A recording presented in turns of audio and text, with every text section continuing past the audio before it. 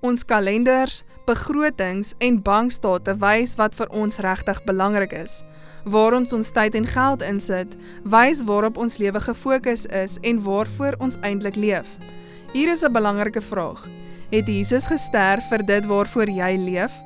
As ons Jesus se kalender en bankstate met ons in vergelyk, wat sal ons kry? Sal ons gebruik van tyd en geld sy prioriteite weerspieël, of dinge wat vir hom onbelangrik is, of selfs teen sy wil is?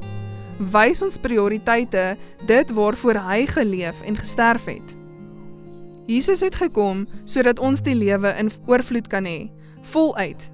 Die wêreld sê vir ons dat Jesus se manier van leef vervelig en outomaties is, maar Jesus, ons Skepper, weet wat die beste vir ons is.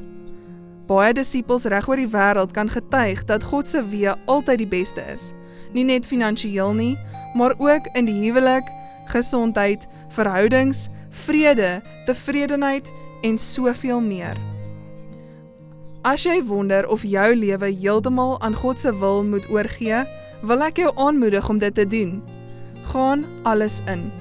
Leef volkome vir hom.